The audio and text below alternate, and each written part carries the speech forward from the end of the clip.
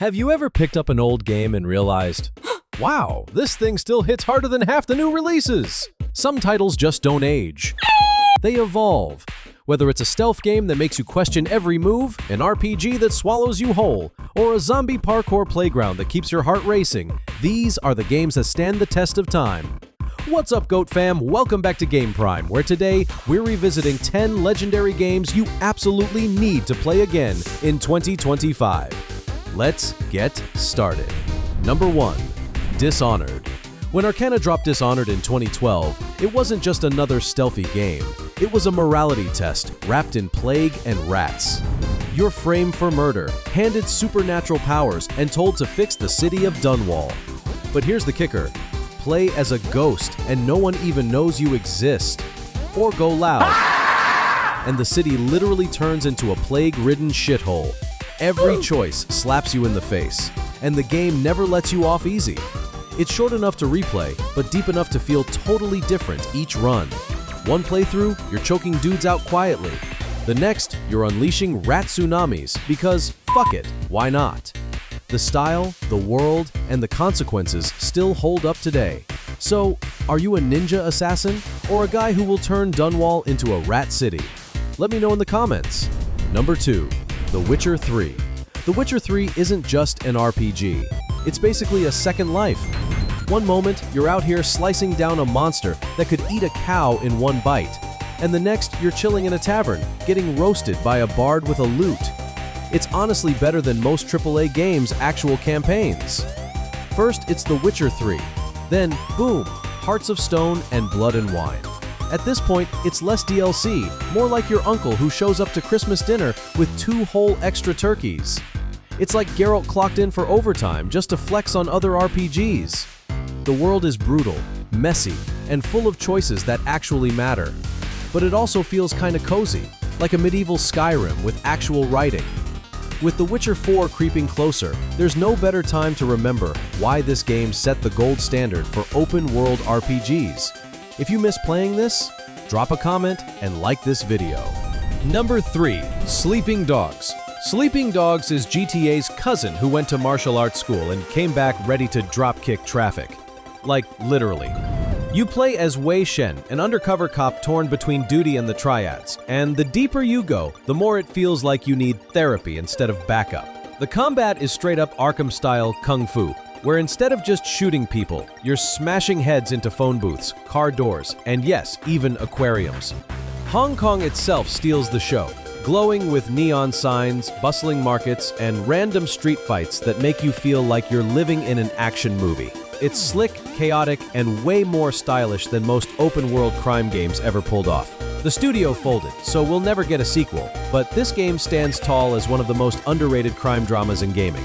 The question is, are you playing it for justice, or because throwing dudes into fish tanks never gets old? And for Billy, it's definitely the second reason.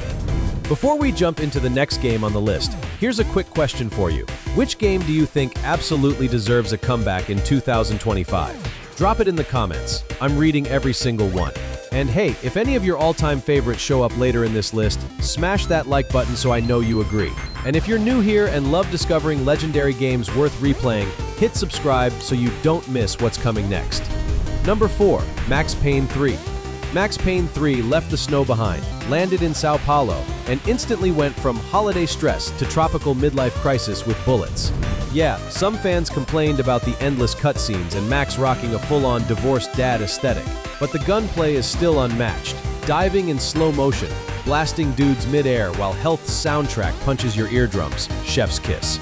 It's darker, heavier, and way more cinematic than the old games, but it fits Max's vibe, washed up, broken, and still somehow the coolest guy in the room. The story feels like watching a gritty Netflix crime drama that forgot to breathe. Sure, it's flawed, but it's also Rockstar proving they can reinvent a legend without killing the magic. Number 5. Bioshock Infinite. Columbia greets you with sunshine, floating skylines, and barbershop quartets. It looks like paradise. But peel back the banners and you realize it's basically Disneyland if Walt Disney ran a fascist cult. Then you hit the sky rails, shootouts on roller coasters. It's messy, it's ridiculous, and it's still one of the coolest mechanics ever. The story? A decade later, people are still arguing about what it meant. Was it genius, pretentious, or both? All I know is it made everyone a part-time philosopher at 3 a.m. with a YouTube lore video. And Elizabeth? She wasn't an escort. She was a partner, tossing ammo, opening tears, and making sure you actually felt like a team. Way ahead of its time. Number 6. Far Cry Primal. When Ubisoft announced Far Cry Primal in 2016, everyone thought it was a meme. What if we just took away the guns and gave you a stick? But somehow, it worked. No cars, no explosions, no English, just bows, spears, and a made-up caveman language that sounds like you're ordering food after 3 drinks. It reuses the Far Cry 4 map, but they flipped it into a legit prehistoric playground filled with saber-tooths, mammoths, and tribes that really want you dead. And honestly, taming a wolf to fight for you hits way different than driving a jeep into an outpost. Sure, some players miss their machine guns, but there's something magical about hurling a spear into a mammoth and hoping it doesn't step on you. It was funny, risky, and totally unforgettable. A reminder that sometimes the strangest spin-offs end up being the most fun. Well, you can ask if you'd prefer to survive in the Stone Age, or just survive another Far Cry side quest without getting distracted for 3 hours. Number 7. Mass Effect Trilogy. The Mass Effect Trilogy is basically gaming's Star Wars, but with way more awkward flirting and questionable dance moves.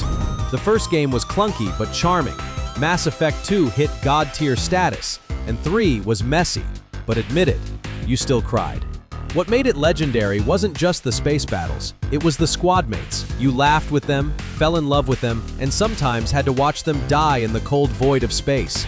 The combat got smoother each game, but it was always about shaping the galaxy as your version of Commander Shepard. Were you a noble paragon, or did you go full renegade and punch reporters for fun? Either way, your choices carried real weight, and players still argue about them years later. Number 8. Half-Life 2. How the hell is a 2004 game still showing up in modern shooters? That's Half-Life 2 flexing. With RTX, City 17 looks shinier than ever, but the gameplay? Still flawless. The gravity gun is pure genius, the physics puzzles still hold up, and Ravenholm will still shit your pants for you. Yeah, the vehicle sections drag, but every time you hit a Combine fight or a horror set piece, it's all forgiven. Every level feels like Valve asked what if, and then actually nailed it. 2 decades later, no FPS has matched this much variety. If Half-Life 3 never happens, this game still rules the fucking throne. If we never get Half-Life 3, at least Half-Life 2 is here. This game proves legends don't age, they just get shinier. Playing this game will give you the nostalgia of when you were a 10-year-old kid. Are you going to play it after watching this? Hit like if you are. Number 9. Dying Light. Cardio is your main weapon in Dying Light. During the day, you're vaulting rooftops, drop-kicking zombies into walls like a psycho, and looting every corner of the map. At night? Fuck no. Volatiles will chase your ass so hard, you'll be screaming like a kid running from a wasp. Or running from your mom who's holding a belt. The melee combat is crunchy and brutal, making every swing feel like it actually hurts. And while guns exist, they're basically the side dish to your machete main course. The day and night cycle doesn't just look cool, it straight up changes the vibe. Calm Scavenger 1 second, screaming Track Star the next. It's tense, terrifying, and still manages to be insanely fun. Number 10. Doom. And lastly, everyone thought this game was gonna flop, but then it ripped and tore so hard it basically resurrected the FPS genre. Doom 2016 ditched cover mechanics and regenerated health for pure old-school chaos with jet fuel in its veins.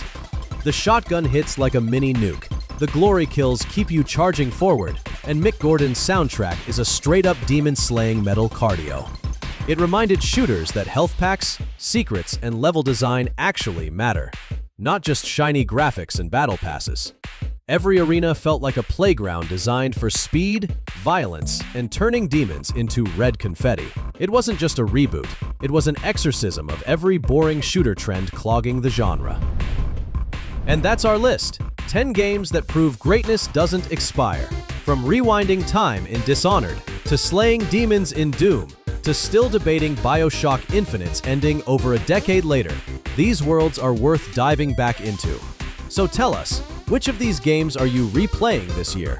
And which one never left your rotation? This is Game Prime.